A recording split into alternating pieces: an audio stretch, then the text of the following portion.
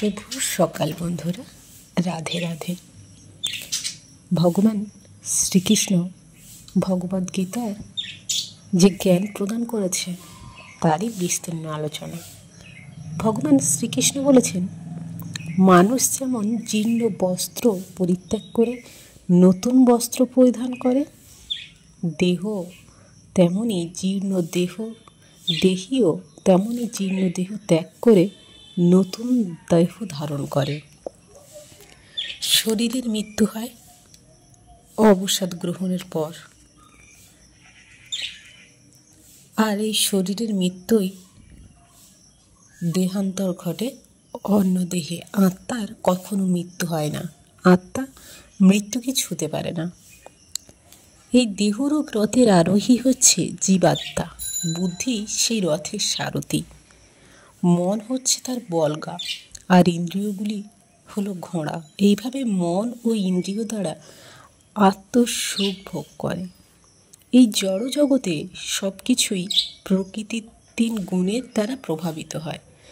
জড় প্রকৃতির এই ত্রিগুণ যদি শ্রীকৃষ্ণ থেকে সৃষ্টি হয়েছে, কিন্তু কখনোই তাদের দ্বারা প্রভাবিত নয়। অল্প বুদ্ধিসম্পন্ন মানুষেরা নিজেদের কামনা বাসনা চরিতার্থ করার জন্য বিভিন্ন দেবদেবীর শরণাপন্ন হয়ে কিছু স্বল্পস্থায়ী ফল লাভ করলেও তা মৃত্যুর সাথে সাথে বিলুপ্ত হয়ে যায়। কিন্তু প্রকৃতপক্ষে এই সমস্ত জড় জাগতিক সুযোগ সুবিধা আমরা পরমেশ্বর ভগবানের থেকেই পাই। উত্তম যোগী তার ইচ্ছা অনুসারে কোনো বিশেষ স্থানে কোনো বিশেষ সময়ে দেহত্যাগ করতে পারেন। অন্য কোনো মানুষের সেই রকম নিয়ন্ত্রণের সামর্থ্য নেই। আমি জড় ও চেতন জগতের সব কিছুর উৎস, সব কিছু আমার থেকেই প্রবর্তিত হয়। এই তত্ত্ব অবগত হয়ে পণ্ডিতগণ শুদ্ধ ভক্তি সহকারে আমার ভজনা করে। ভগবান শ্রীকৃষ্ণের বিশ্বরূপ দর্শন করার পর অর্জুন আশ্চর্যান্বিত হয়ে বললেন, হে বিশ্বেশ্বর, হে বিশ্বরূপ, তোমার সর্বত্র ব্যাপ্ত অনন্ত রূপে অনেক বাহু, উদর, মুখ, নেত্রসমূহ দেখেছি। আমি তোমার আদি মধ্য অন্ত কিছুই দেখতে পাচ্ছি না।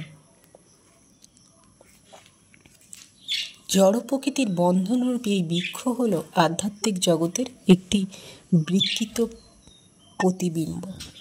এই বৃক্ষটির প্রতি আসক্ত